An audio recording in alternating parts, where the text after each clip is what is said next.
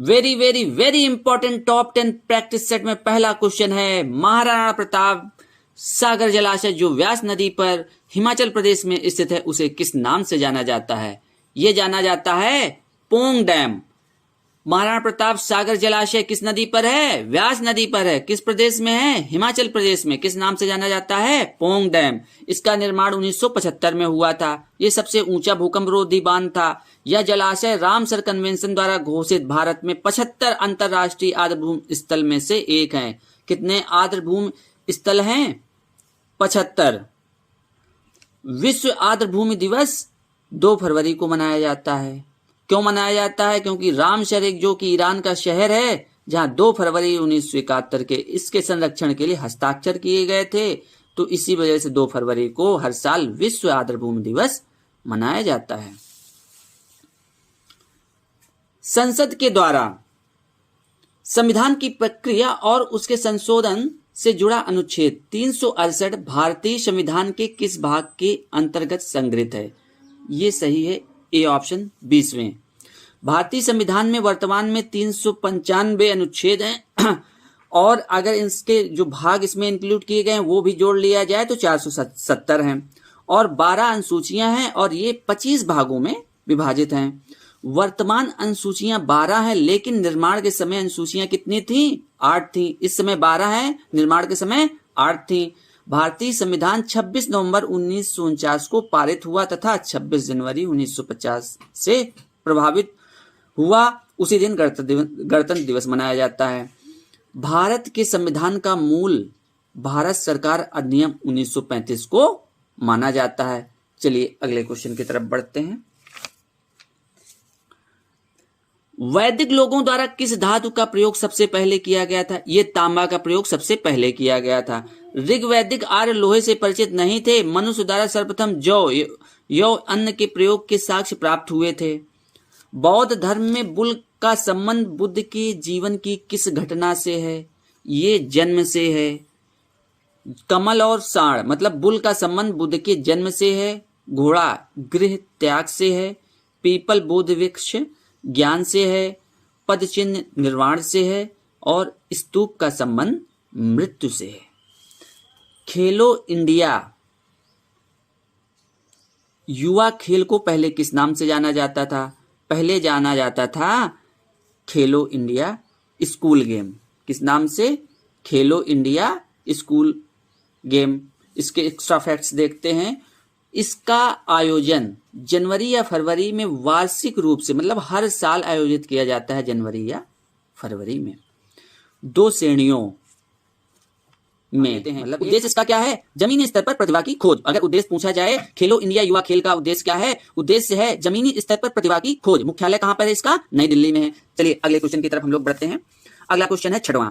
ये है निम्नलिखित में कौन सा युग में गलत है? मतलब 3 सही है, 1 गलत है, उसको बताना है। वेनसांग चीनी यात्री बिल्कुल सही। इब्न बतूता मोरक्को यात्री था। मेगास्थनीज यूनानी था और फायान मलेशिया। ये गलत है। ये राइट आंसर ये हो जाएगा। देखिए इसको हम लोग देख लेते हैं। वेनसांग चीनी यात्री था। वेनसांग एक प्रसिद्ध चीनी बौद्ध भिक्षु या तथा हर्षवर्धन के शासनकाल में भारत आया था। कब आया था? देखिए वेनसांग एक चीनी यात्री था। ये यस से वेनसांग स्टार्ट होता है और एस से ही हर्षवर्धन स्टार्ट होता है। अगर एग्जाम में पूछा जाए वेनसांग किसके शासनकाल में आया था तो वेनसांग हा से हर्षवर्धन याद रखना।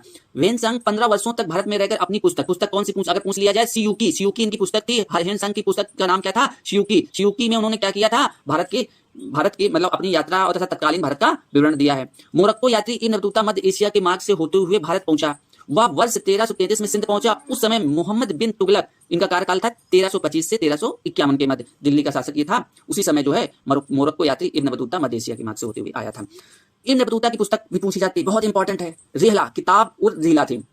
प्रैक्टिस कीजिए आप तो लगातार प्रैक्टिस कीजिए। जहां भी जिस चैनल से जो भी मिले आप प्रैक्टिस कीजिए। प्रैक्टिस से ही आपका सिलेक्शन होगा। अगला देखते हैं। मेगास्थनीज एक राजदूत था जिसे ग्रीक शासक सेलुकस निकेटर ने किसने भेजा था? मेगास्थनीज को सेलुकस निकेटर ने भेजा था। किसके दरबार में भेजा था? चंद्रगुप्त मौर्य के दरबार में भेजा था। और पुस्तक पूछा जाए इंडिका उनकी पुस्तक थी। मेगास्थनीज की पुस्तक कौन थी? इंडिका पुस्तक थी। और उसमें क्या इन्होंने लिखा था? मौर्य काल की जानकारी मतलब मौर्य काल के बारे में लिखा था। तो उसी पुस्तक से हमें मौर्य काल की जानकारी मिलती है।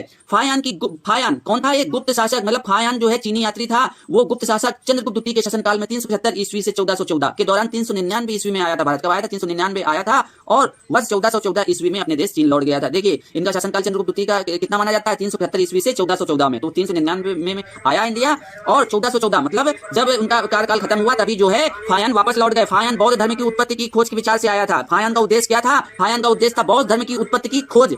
श्वेत रक्त कोशिकाओं का मुख्य कार्य क्या है? श्वेत रक्त कोशिकाओं का मुख्य कार्य क्या है? संक्रमण से लड़ना। अब ऑक्सीजन कौन पहुंचाता है? RBC, red blood cell. Red blood cells जो है ऑक्सीजन पहुंचाते हैं। रक्त का थक्का जमाने में विटामिन के सहायता करती है और रक्त को लाल रंग कौन प्रदान करता है? हीमोग्लोबिन प्रदान करता है। देखिए इसके आगे देख लेते हैं कि आरबीसी का मुख्य कार्य ऑक्सीजन एवं कार्बन डाइऑक्साइड का संवहन करना है। क्या काम करना है? ऑक्सीजन और कार्बन डाइऑक्साइड को हमारे शरीर के इधर उधर मतलब पूरे शरीर के में पहुंचाना इसका काम है। फिर है विटामिन के की मदद से क्या होता है? देखिए विटामिन के हमने बताया था रक्त का थक्का जमता है और विटामिन के की मदद से रक्त प्लाज्मा के प्रोथ्रोम्बिन और फाइब्रोजन ये क्या है? प्रोटीन है, इनका निर्माण होता है और रक्त का थक्का जो है जमता है।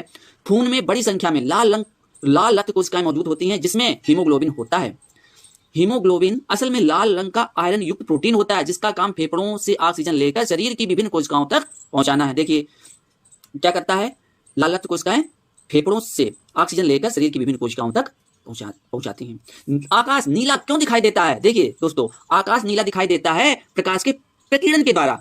अब देखते हैं नीले क्यों दिखाई देता है। देखते हैं नीले रंग की तरंग दैर्घ्य सबसे छोटी होती है जबकि लाल रंग की तरंग दैर्घ्य सबसे लंबी होती है। देखिए दोस्तों नीला रंग तरंग दैर्घ्य छोटी होगी तो ये ज्यादा दूर तक नहीं जाएगा, वहीं क्या है चिथर बिखर जाता है, मतलब बिखर जाएगा। अब कोई चीज बिखरी होगी तो हमें वही बिखरी हुई चीजें तो दिखाई देती हैं। कोई भी सामान सिस्टमेटिक अगर रखा हुआ है रूम में कहीं पे तो वो हमें नहीं नजर आएगा, लेकिन अगर उसी को चिथरा बिखरा दिया जाए तो हमें नजर आएगा। यही है नीला रंग, चिथर बिखर जाता है। तो आकाश में हमें कौन सा रंग दिखाई देता है? नीला रंग दिखाई देता है। और अंतरिक्ष यात्रियों को लेकिन आकाश कैसा दिखाई देता है? आकाश काला दिखाई देता है। स्वदेशी आंदोलन भारत में कब आरंभ हुआ? देखिए दोस्तों बंगाल विभाजन कब हुआ था? 1905 में हुआ था। 1905 में हुआ था और इसी समय जो है स्वदेशी आंदोलन भारत में आरंभ हुआ था।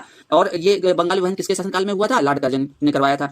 1919 से 22 के दौरान चले प्रथम असहयोग आंदोलन, ये गलत है। गांधी के चंपारण सत्याग्रह के समय ये 1917 में हुआ था। नील की खेती के विरोध में हुआ था, रोलेट एक्ट के विरोध में। देखिए इसको रोलेट एक्ट को अंधा कानून कहते थे, ये 1919 में आया था। अब बात करते हैं कि इसके एक्स्ट्रा फैक्ट्स देख लेते हैं। स्वदेशी आंदोलन की शुरुआत 1905 में लॉर्ड कर्जन द्वारा बंगाल विभाजन से हुई थी। बिल्कुल बात सही है, 1905 में लॉर्ड कर्जन के द्वारा बंगाल विभाजन से हुई थी। यह गांधीवादी आंदोलन से पूर्व सबसे सफल आंदोलन रहा था। देखिए गांधीवादी आंदोलन तो बिल्कुल 1917 में चंपारण आंदोलन हुआ था, बहुत उनका सफल पहला ही आंदोलन था और सफल हो गया था। लेकिन उसके पूर्व अगर बात की जाए तो आपका स्वदेशी आंदोलन था। गांधी जी के नेतृत्व में बिहार के चंपारण जिले में सन 1917 में चलाया गया था आंदोलन चंपारण सत्याग्रह के नाम से जाना जाता है। ठीक है, ओके, कोई बात नहीं, आगे बढ़ते हैं। चंपारण के किसानों को जबरदस्ती अपनी भूमि पर 15% हिस्से पर नील की खेती करनी होती थी। अब बताइए नील खेती उनके किसी काम की नहीं थी और 15% हिस्से पर उन्हें करना पड़ता, कितना घाटा था। फिर गांधी जी को चंपारण लाने वाले शख्स का नाम राजकुमार शुक्ल था। देखिए राजकुमार शुक्ल ने ही गांधी जी को बुलाया था और वहीं से गांधी जी इतने हिट हुए कि पूरे देश में छा गए। तो सबसे बड़ा अगर बात की जाए गांधी जी को बिल्कुल स्टार बनाने का सबसे बड़ा हाथ किसका था? राजकुमार शुक्ल का था।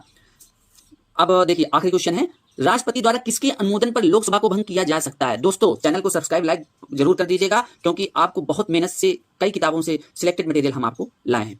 देखिए इसका पहला ऑप्शन है भारत के मुख्य न्यायाधीश, यही इसका राइट आंसर हो जाएगा। भारत के नहीं सॉरी, इसका राइट आंसर ये नहीं होगा, इसका राइट आंसर हो जाएगा दोस्तों प्रधानमंत्री। इसका राइट आंसर हो जाएगा प्रधानमंत्री। ये इसके लोकसभा को भंग कर सकता है राष्ट्रपति, ये पावर जो है अनुच्छेद 85 में दिया हुआ है। एक्स्ट्रा फैक्ट्स देख लेते हैं इसके। भारत के राष्ट्रपति का चुनाव अनुच्छेद 55 के अनुसार अनुपातिक प्रतिनिधित्व प्रणाली के एकल संक्रमणीय मत पद्धति के द्वारा होता है। अनुच्छेद 52 में राष्ट्रपति पद का प्रावधान किया गया है। भारतीय संविधान के भाग 5 में अनुच्छेद 124 से लेकर 147 तक। अब बात की जाए कि ये जो आपका मुख्य न्यायाधीश का जो पहला ऑप्शन है उसका प्रावधान अनुच्छेद किस अनुच्छेद में है? तो अनुच्छेद 124 से लेकर 147 में। भाग पूछा जाए तो भाग 5 है। फिर है दूसरा ऑप्शन संसद देखते हैं। अनुच्छेद 79 मतलब 79 संसद के गठन राज्यसभा, लोकसभा एवं राष्ट्रपति से मिलकर होता है। संसद की अंग पूछा जाए तो 3 अंग होते हैं, राज्यसभा, लोकसभा और राष्ट्रपति। राज्यसभा आपका 80 में है, अनुच्छेद 80 में, लोकसभा 81 में है और राष्ट्रपति 52 में है। अनुच्छेद 74 फर्स्ट में यह व्यवस्था की गई है कि राष्ट्रपति की सहायता करने तथा उसे सलाह देने के लिए एक मंत्रिपरिषद होगी तथा जिसका मुख्य प्रधानमंत्री होगा। Thank you class.